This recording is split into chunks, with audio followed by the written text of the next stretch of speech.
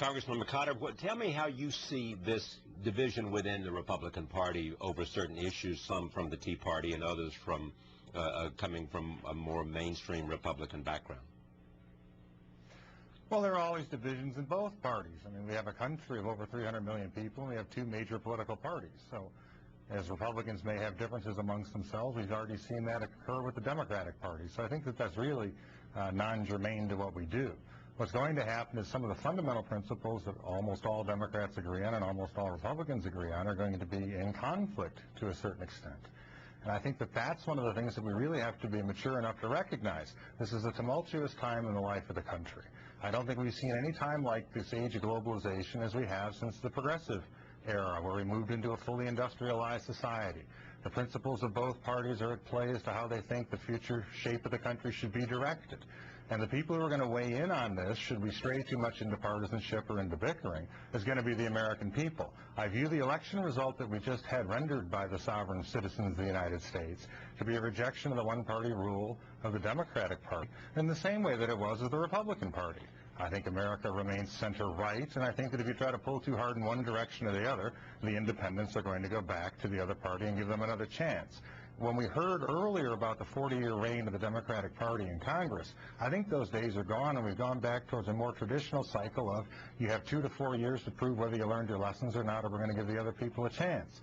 And I would hope that the Republican Party, my party, be they conservative, moderate, or liberal, within our tent, understand that we've not redeemed ourselves in one election, that we have to take it one day at a time, one issue at a time, and build support not only for the policies that we'll put forward, but to remind people of the underlying principles on which they're based. If we do that, I think we'll be okay. Do you believe that the Congress in the House will be able to change the Obama health care measure?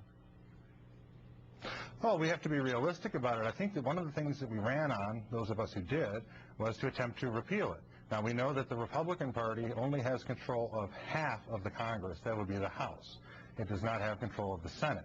But as we move forward and the Republicans put forward proposals to help improve the health care of the United States, put forward the principles we have, it does give us an attempt to maybe engage the Senate in repealing parts of the bill which people do not like now, with the Democratic majority concurring and with the Democratic president concurring. If we do not go forward and follow up on our promise, we're going to be mired, and there'll be no effort at all from the House, let alone the Senate or the president, to go back and repeal parts of that law now.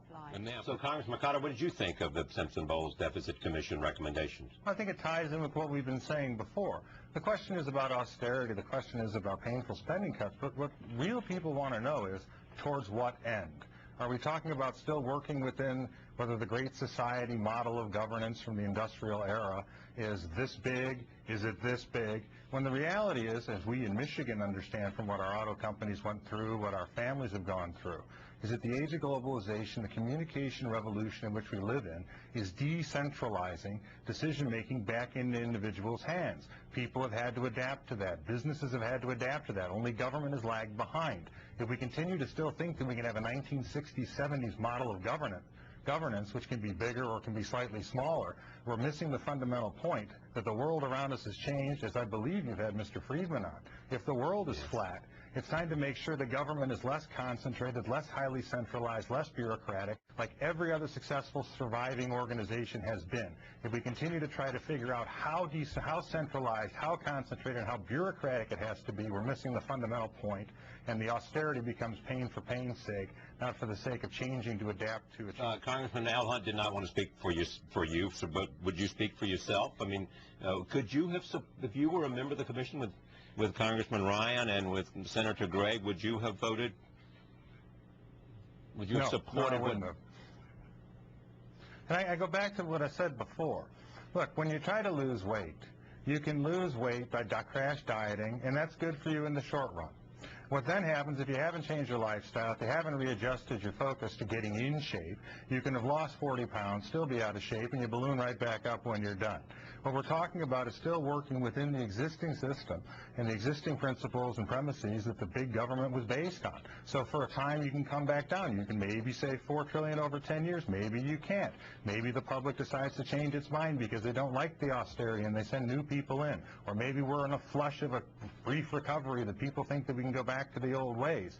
unless you start to lay out how the world has changed, how it has been decentralized, how government now has to focus on what it needs to do rather than what it wants to do, and how it can help empower people to make their own decisions to relieve the government of that burden, fiscal burden that it really places back onto people through the side door and even the front door, you're going to be right back where you were, and there will be no long-term plan, there will be no short-term plan, because it'll still be the same thing over and over with the same old tired treadmill, except you're stepping on your own sweat and slipping off. What is it that you, Congressman McCotter, would like to see the President say in the State of the Union about creating growth and creating a competitive economy that can be up to the challenge of the emerging nations like China?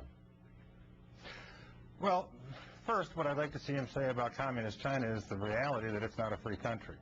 What they have is an economy that they've allowed people to go make money. They've allowed it to be entrepreneurial, but they retain the right as the vanguard of the proletariat to pull back whenever and wherever they want. They do not have a free and fair system of competition with the United States, such as they have with their currency valuation problem. And I think that they're very, very much a mercantilist state, a predatory state. I'd like to see the President talk about free flow of capital between countries, free investment on similar terms, or that it won't be allowed to happen. I'd like to see the President say that we're reattaching human rights to our PNTR with Communist China so that they cannot treat their citizenry the way that they have and the way that they continue to do. I'd like to see a recognition by the President of the United States that it is the American people who have shaped the destiny and shaped the foundations of the greatest, most prosperous and equitable economy in human history, which is that of the United States.